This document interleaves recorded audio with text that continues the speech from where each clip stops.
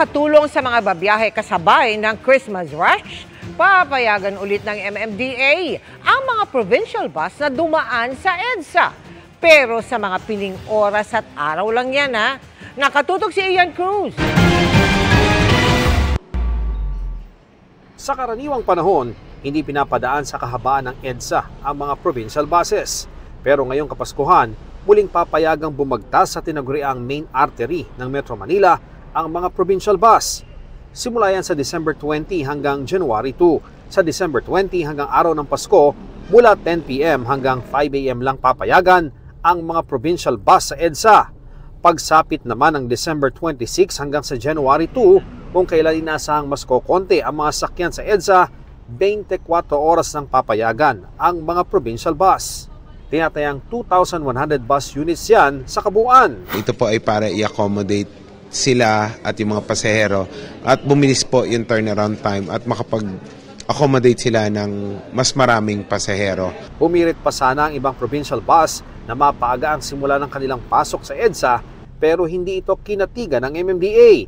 Kapag di raw kasi sa EDSA diretso, nadaragdagan ng 30 minutes to 1 hour ang biyahe ng kanilang bus na papasok ng Metro Manila. Kanina, tinubukan ko lang kung pwedeng from 9 p.m.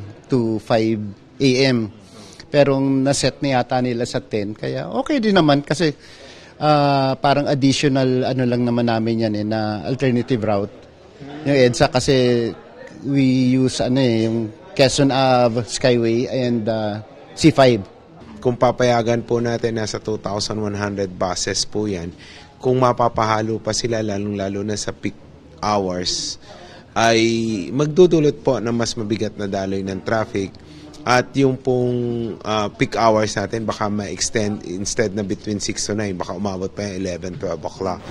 Base sa huling bilang ng MMDA, umaabot na sa 464,000 ang bilang ng mga sakyang dumaraan dito sa EDSA araw-araw na inaasahang aakyat pa sa 480,000. Kaya naman ang average speed na 18 km per hour, pwede pa raw bumagal hanggang 15 km per hour.